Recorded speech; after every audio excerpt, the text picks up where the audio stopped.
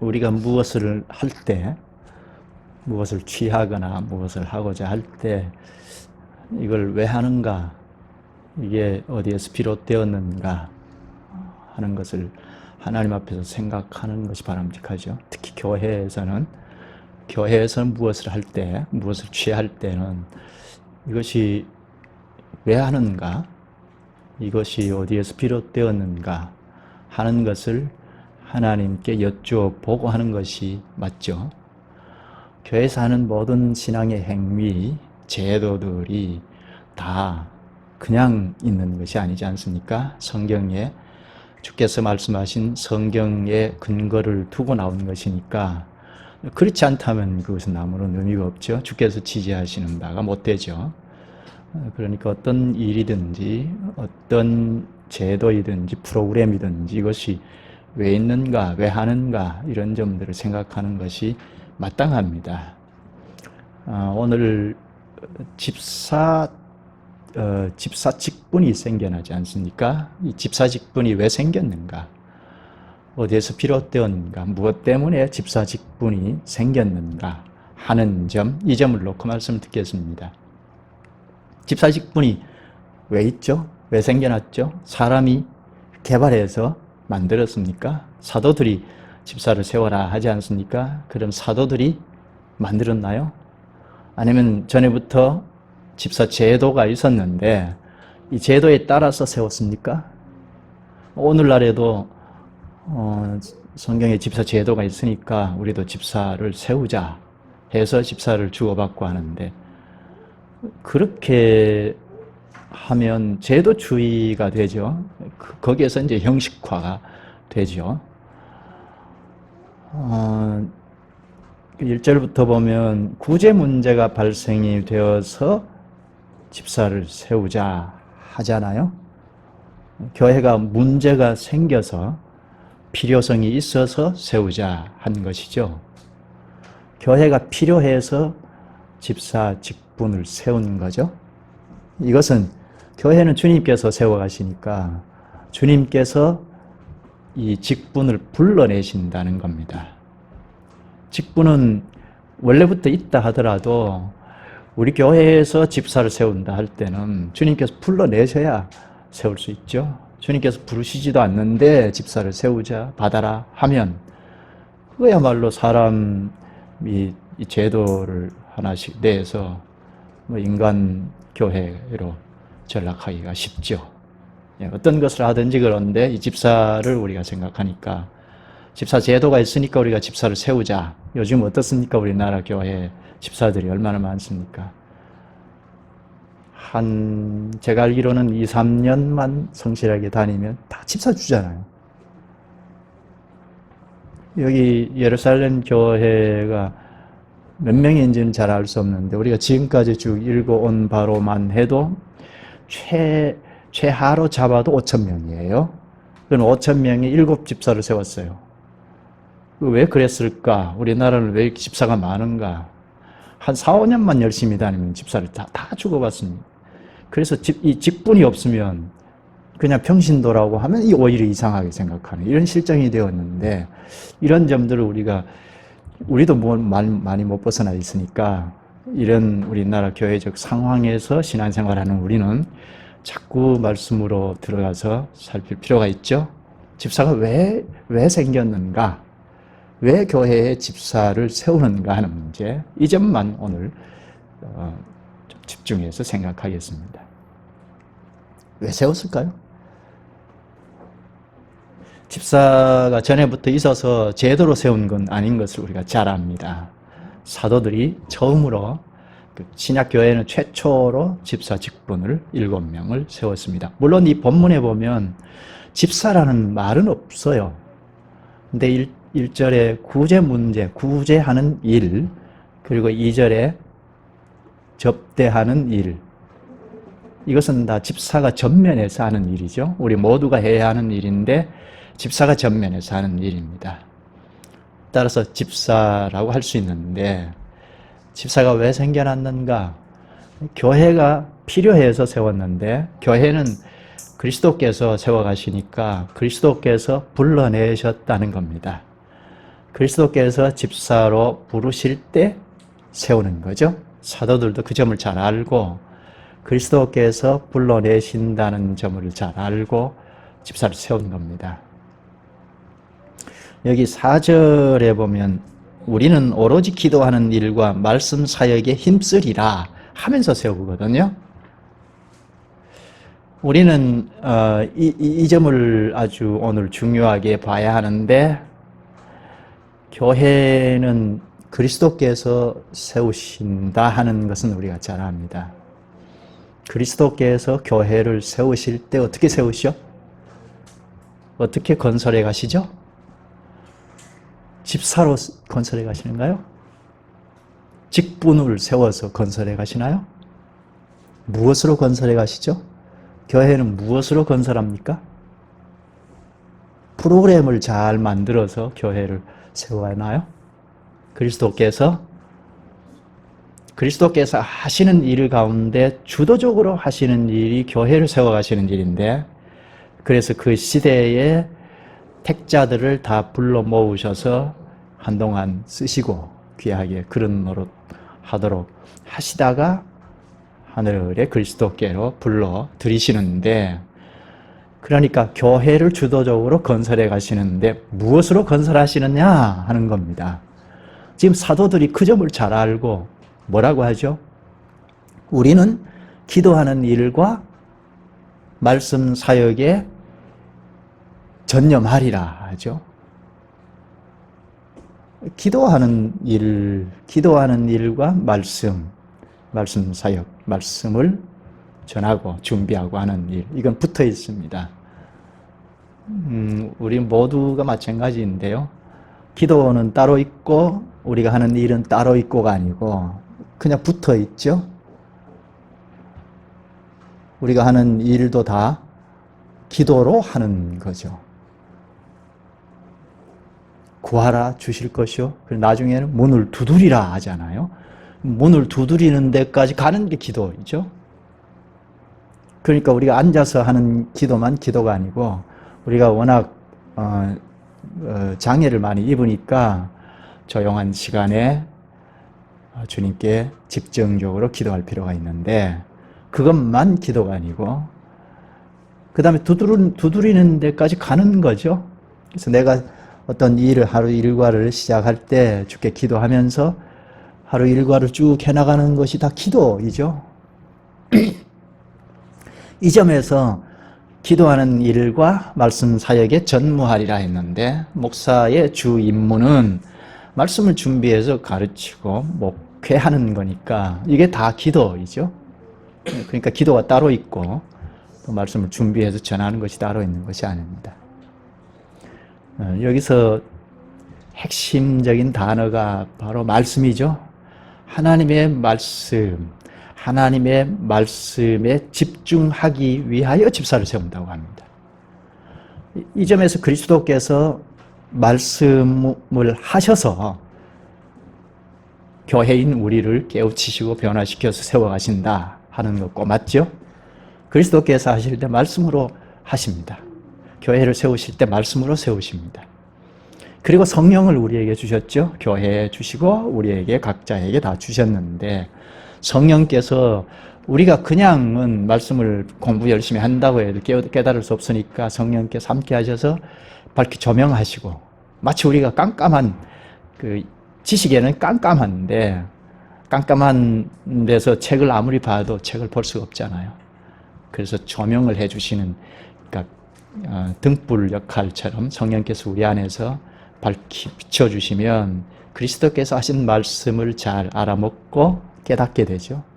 그리고 그 말씀대로 실천하기 위해서는 힘이 필요한데 성령께서 힘을 자꾸 공급해 주십니다. 그렇다면 그리스도께서 교회인 우리를 세워가실 때 말씀과 성령으로 세워가시는 거죠. 이 점을 사도들이 잘 알고 구제 문제가 발생이 되었는데, 그때 단순히 구제 문제만 바라본 것이 아니고 근본 문제를 바라본 것입니다. 집사를 세우고, 그래서 구제 문제는 집사가 하고 우리는 기도하는 일과 말씀 사역에 전념하겠다 한 것입니다. 그러면 집사를 생각할 때 어떻게 생각해야 하죠? 집사는 왜 세워졌죠?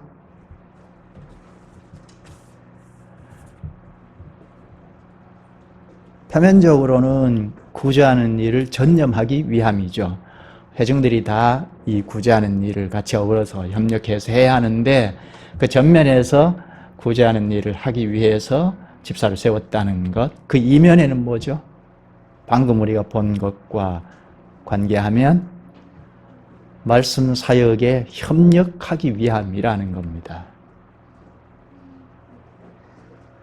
그리스도께서 교회를 세우실 때 말씀과 성령으로 세우시는데 전면에서 말씀을 맡아 있는 사도들을 협력하기 위해서 집사가 있는 것입니다. 교회는 무엇보다 중요한 게 말씀입니다.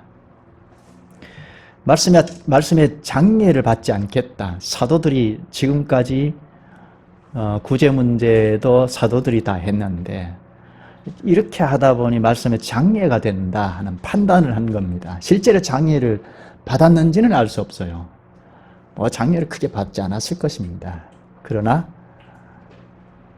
장애가 되겠다는 판단을 하고, 그러니까 교회가 근본 문제는 말씀으로 돌아가야 한다는 것을 판단을 하고 교회는 말씀이 중요하다 하는 것을 오늘 우리에게도 가르치는 것입니다.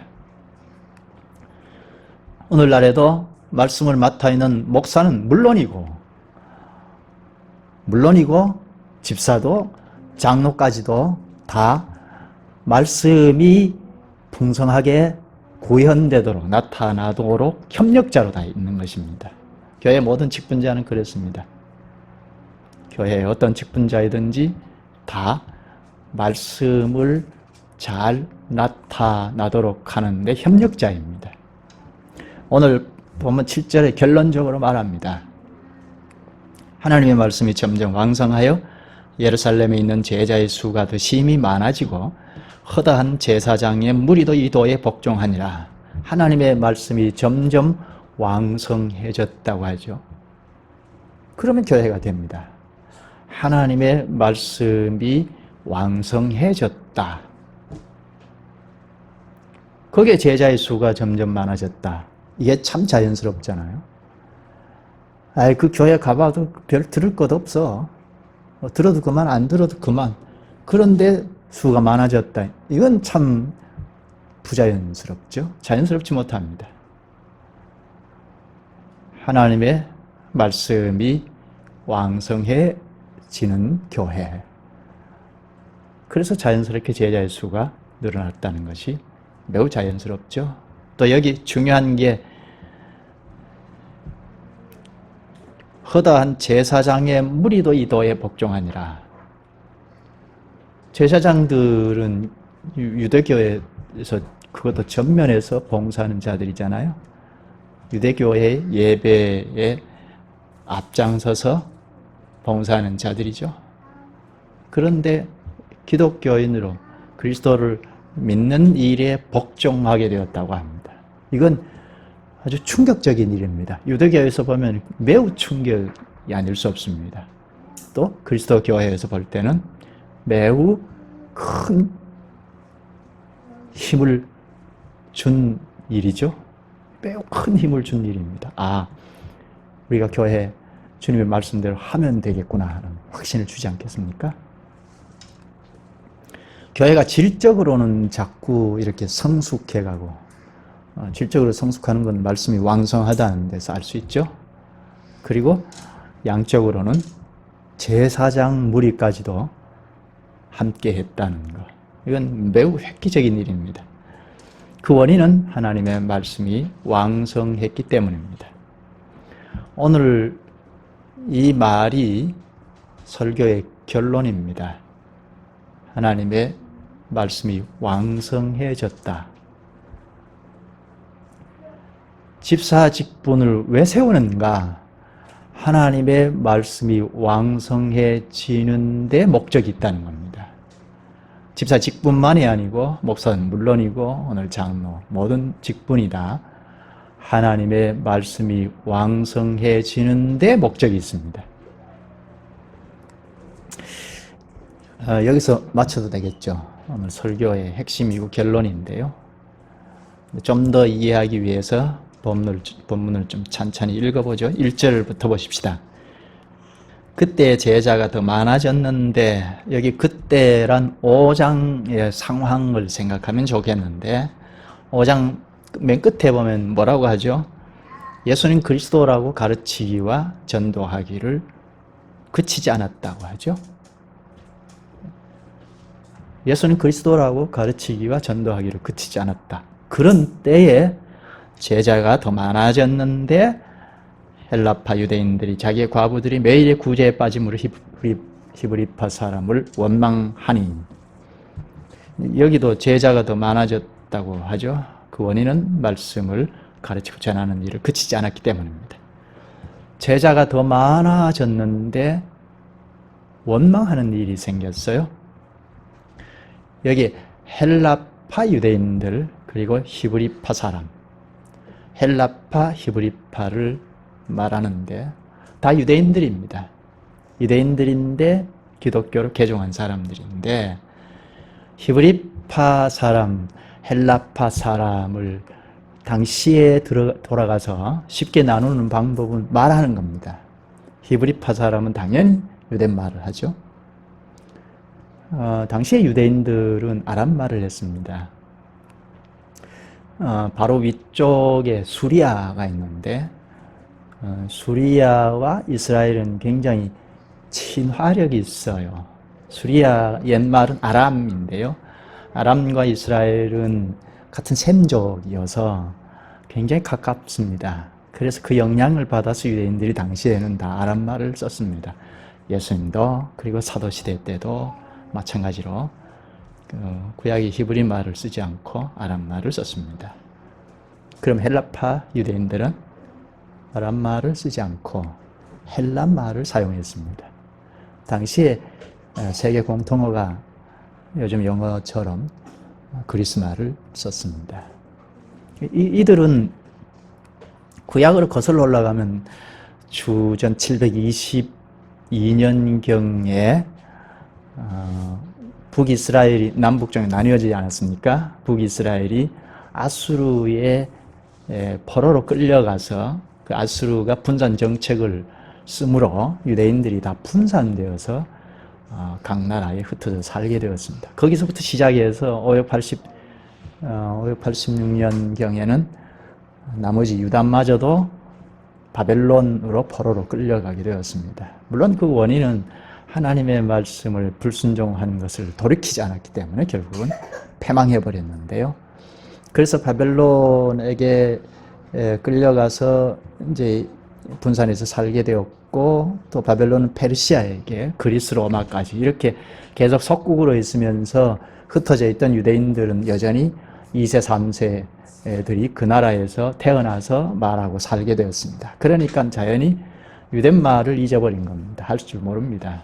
그런데 오순절기를 지키기 위하여 예루살렘에 다 보이지 않습니까? 모였다가 성령이 강림한 것을 보고 그리스도를 받아서 회개하고 교회를 형성하게 되었습니다.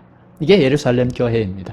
그러니까 예루살렘 교회는 순수한 유대인들, 그리고 혹 유대 예배, 유대 종교에 대해서 매력을 느낀 사람들이 이방인들이지만 함께 했던 사람들, 이런 사람들이 예루살렘 교회를 형성하게 되었습니다.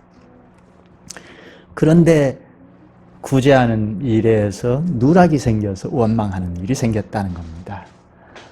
타국에서 살다가 절기를 지키기 위해서 왔다가 기독교를 개종했는데 이제 여행 경비도 다 떨어졌을 거 아닙니까? 최하 1, 2년이 지났는데요.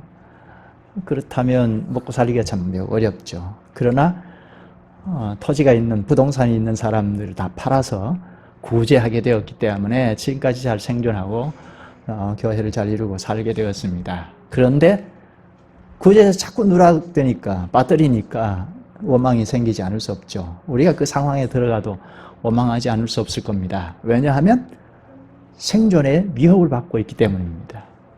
생존할 수 없는 상황까지 가버리면 누구 불문하고 불평하지 않을 수 없죠. 자, 이때 이렇게 불평이 일어났을 때 사도들이 어떻게 대처했는가가 우리가 배울 점입니다.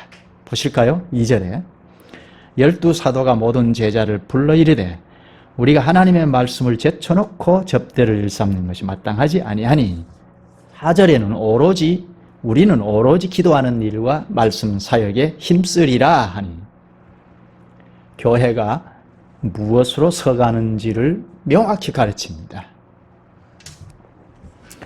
교회 안에서 원망하는 일은 매우 우려스러운 일입니다.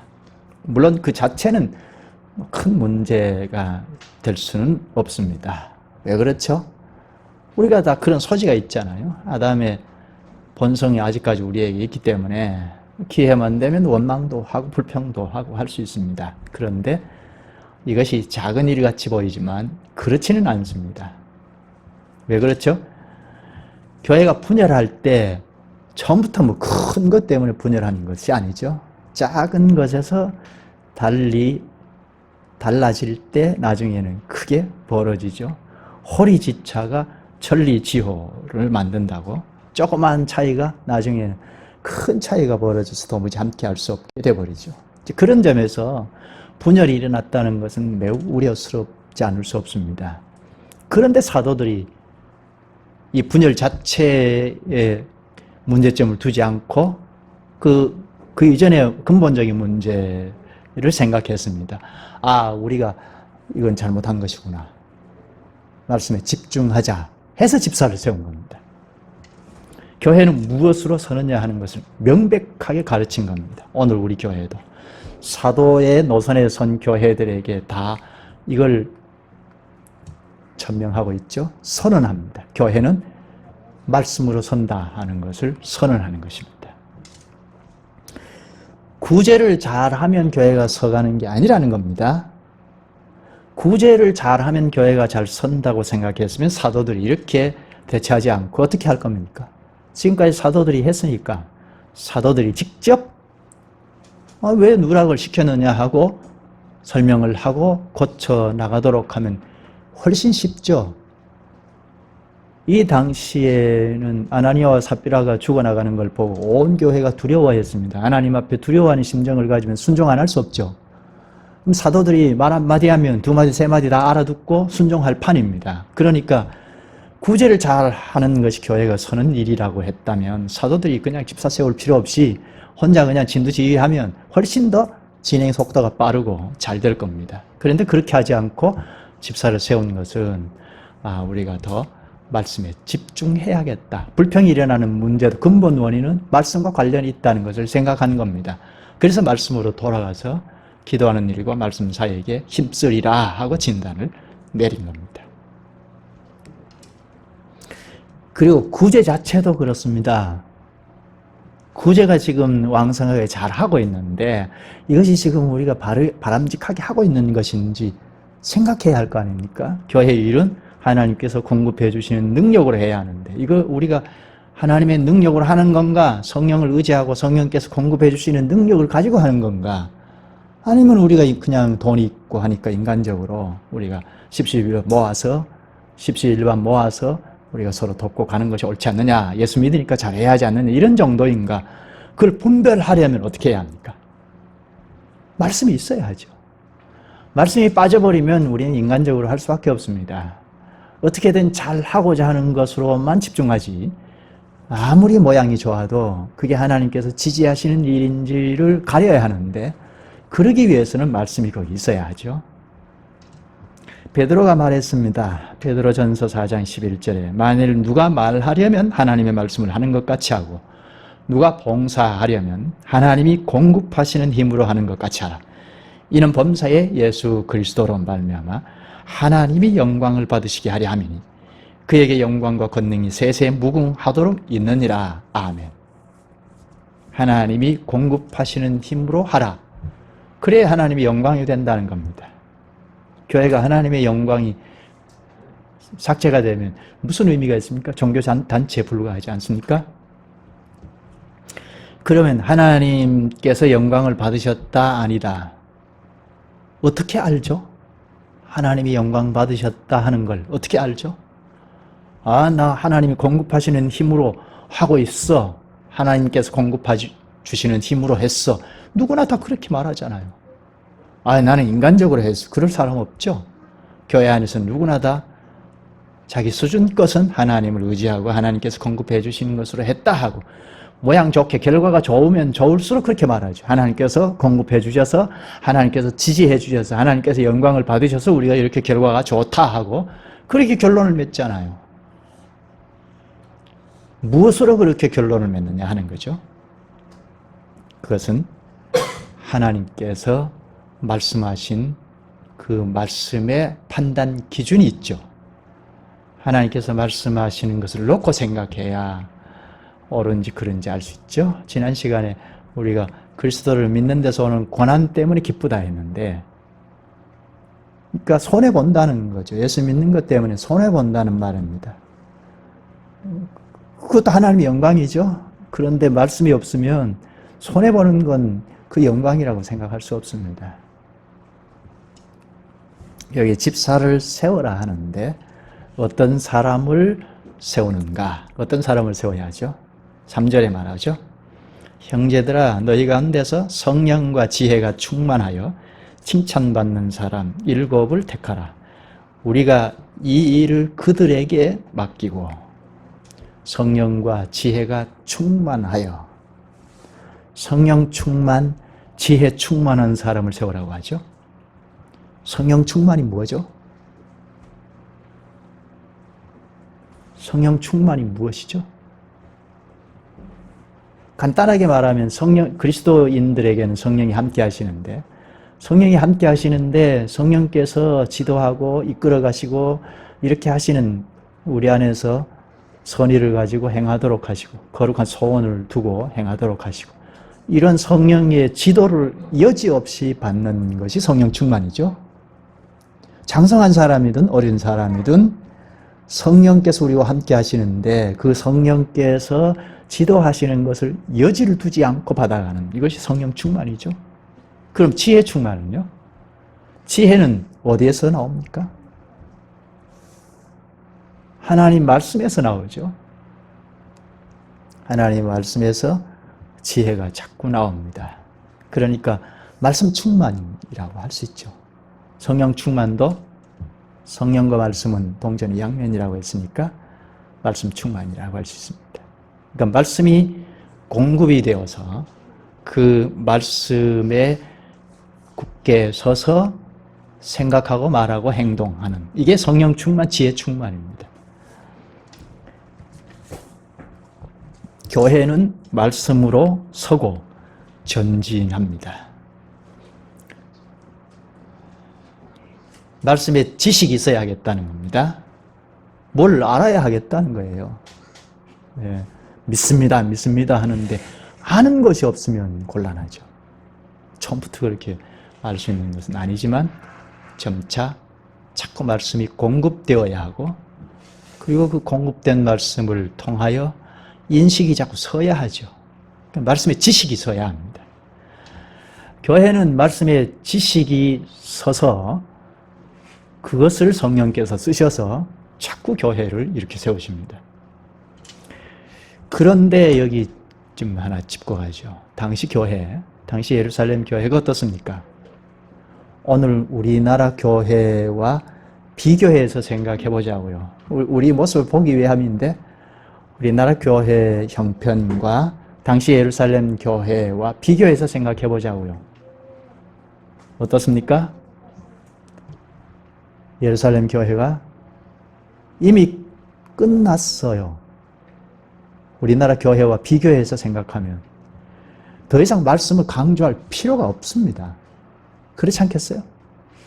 사도행전 2장부터 보면 교회가 서기 전부터 하나님의 말씀이 공급이 되었고, 그래서 회개하고 돌이켜서 교회로 형성이 되었고, 교회가 출범한 직후에도 사도들의 가르침을 받아 서로 교제하고 떡을 떼고 기도에 전념하고 했지 않습니까? 그러면 예수 믿을 때 가르치고 구원의 도리를 확실히 가르쳤다고 할 수 있고, 그 다음에 사도들의 가르침을 받아서 교회의 본질적인 걸 자꾸 구비해 나갔습니다. 한 마음과 한 뜻으로. 그건 사도들의 가르침 때문이죠. 뭘 가르쳤을까요? 종종 질문하는 건데, 사도들이 뭘 가르쳤을까요? 우리가 얼른 쉽게 알 수 있는 방법은 서신서예요. 사도들이 다 서신서를 각 교회에 보낸 편지잖아요. 설교입니다. 서신서를 우리가 열심히 공부해보면 무궁무진한 도리들이 꽉 차 있지 않습니까? 이런 것들을 가르치지 않았겠어요? 지금 교회가 선지 최소한 1년, 2년이 지났는데, 그렇다면 1년, 2년 줄기차게 날마다 모여서 가르치고 떡을 떼고 했다면 엄청난 양을 배우지 않았겠습니까? 이제 말씀 강조하지 않아도 됩니다. 여기 끝나도 돼요. 이제 집사도 세우고 제도를 잘 구비해서 프로그램도 만들고 그렇게 해서 교회를 세워나가면 될 것 같아요. 그런데 여기서 집사를 세울 때도 우리는 말씀에 전념하겠다 한다는 말입니다. 왜 그렇죠? 교회는 말씀으로 서는데 지금 이만큼 성숙해 있으니까 말씀이 필요치 않다가 아닙니다. 다 돼버린 건 아니잖아요. 완전한 성화에 이르렀고 우리가 완벽해진 건 아니잖아요. 그래도 결함이 있습니다. 이만큼 성숙해 있어도 더 성숙해 가야 하겠다는 겁니다. 만약에 이 성숙한 상태에서 멈춰버리면, 말씀의 공급이 끊어져 버리면 넘어집니다. 내리막길이에요. 이건 교회 역사에서 우리에게 가르쳐 줍니다. 교회 역사에서 우리가 잘 알 수 있는 것 하나만 들까요? 구약시대로 거슬러 올라가면 후기 선지 시대 때에 구약교회가 내리막길로 계속 내려가서 아수르뿐만 아니라 바벨론에게 포로로 끌려가서 교회가 산산조각 나버렸어요. 흔적도 없이 사라져버렸어요. 그때 선지자들이 하나같이 강조하고 말하는 것이 지식을 말했습니다. 거기에 대표로 호세아 선지자가 호세아 4장 6절에서 내 백성이 지식이 없어 망하는도다. 내가 지식을 버렸으니 나도 너희를 버리겠다 하셨습니다. 하나님께서 선지자를 통하여 하신 말씀이에요. 말씀에 지식이 없어 망했다는 겁니다. 더 거슬러 올라가면 그 당시 세계가 다 물로 잠겨버렸잖아요. 노아 시대 때. 그때 간추려서 말하는 것이 홍수가 나서 그들을 다 멸하기까지 깨닫지 못하였으니 합니다. 이게 예수님이 하신 말씀이에요. 예수님께서 노아 홍수 때 상황을 보고 그때 멸망한 사람들이 가인의 계열이 아니고 그야말로 불신자, 철저하게 불신자들이 아니고 그건 제껴놓고 여기 깨닫지 못했다는 건 누굴 말합니까? 한 아벨의 계열, 셋의 계열이 오늘 우리나라처럼 성대하게 예배를 드리고 하나님의 말씀을 주고받고 하나님의 복을 누리고 산다고 하고 즐거워하면서 예배 행위를 계속 잘 했습니다. 그걸 1000년 동안. 그런데 깨닫지 못했다고 합니다. 언제까지요? 물이 잠겨서 꼴깍꼴깍 하고 있는 그 상황에까지도 깨닫지 못했다는 겁니다. 말씀에 지식이 없었다는 거죠. 이게 예수님께서 하신 말씀입니다. 그 이어서 인자의 임함도 이와 같으리라 합니다. 어느 시대 교회이든지 중세 교회도 우리에게 1000년 동안 구렁텅이에 빠져버린 그 상황을 극명하게 교훈해 줍니다. 어느 시대 교회이든지 오늘날 우리 시대에도 결국 아는 것이 없다는 겁니다. 말씀에 지식이 없다는 겁니다. 인자의 임함도 이와 같으리라. 예수님께서 그 말씀하셨으니까 예수님이 곧 오실 텐데 오실 때도 멸망당하는 사람들, 이건 철저히 불신자들을 그건 말할 것 없고 하나님을 믿는다 하는 신자들 중에 깨닫지 못해서 멸망할 거라는 겁니다. 예수 그리스도께서 임할 때도 그러하리라 하셨습니다. 이건 오늘 우리에게 말씀하는 겁니다. 우리에게도 너 뭘 아느냐? 이제 예수 그리스도를 믿었으면 그래도 봐줄만 합니다. 2년, 3년, 4년, 5년이 되었어도 주께서 물으실 거 아니에요. 너 뭘 하느냐? 오늘 예배 드리는데 예배 뭐냐? 예배 순서를 정해놓고 하는데 찬송, 기도, 설교, 축도 이게 뭐냐? 성례식을 하는데 이게 뭐냐 하고 물을 거 아니에요. 잘 모르겠습니다 하면 가르치는 설교에 문제가 있든 아니면 나의 문제가 있든 둘 중에 하나겠죠. 이게 오늘 우리에게 가르치는 결론입니다. 만약 오늘 우리가 설교를 듣는데요, 들어도 그만, 안 들어도 그만인 설교 같으면 그 설교가 문제가 있죠. 설교는 하나님의 말씀을 대언하는 것인데 하나님의 말씀이 안 들어도 그만인 거 있습니까? 없잖아요. 그런데 그 설교는 들으나 마나, 들어도 그만, 안 들어도 그만이야 하는 거라면 그 설교에 문제가 있습니다. 또 내가 하나님의 말씀이 대언이 되는데도 불구하고 내가 듣는 둥 마는 둥 해버리면, 그래서 설교 마치고 너 뭘 들었냐 하고 물으면 잘 모르겠다고 하면 이건 참 나의 문제가 심각하잖아요. 이렇게 되면 5년이고 10년이고 신앙생활을 해도 주님의 말씀이 늘 공급이 되어도 나는 말씀에 지식이 없어서 깨닫지 못하더라 하는 데까지 갑니다. 그리스도께서 오시면 그거 물을 거 아니에요. 오늘 우리나라 교회적 상황을 놓고 우리를 보자는 겁니다. 우리나라 교회적 상황은 우리가 다 알고 있습니다. 그리스찬들이라면 누구나, 불신자까지도 우리나라 교회는 심각하다, 참으로 심각하다고 너나 말합니다. 무엇이 심각한가요? 심각하다 해놓고 나는 그러면 나는 안 심각한가? 나도 같이 어우러져 살고 있는데, 나도 크리스찬으로 살고 있는데, 나는, 우리 교회는 무엇이 다른가? 하나님을 아는 지식, 말씀의 지식이 그래도 나는 더 알아. 그쪽으로 가야 하지 않아요? 그래야 우리 스스로가, 나 스스로가 어느 만큼 있는지, 내가 지금 잘 못하고 있는지, 무엇인지 알 수 있지 않겠어요? 우리는 습성적으로, 본능적으로 남을 탓해놓고 내가 안정권에 들었다고 착각하고 살아요. 남의 교회를 탓해놓고 아니면 내 옆에 있는 누구를 탓해놓고 원망해놓고 나는 괜찮다고 위안을 받아요.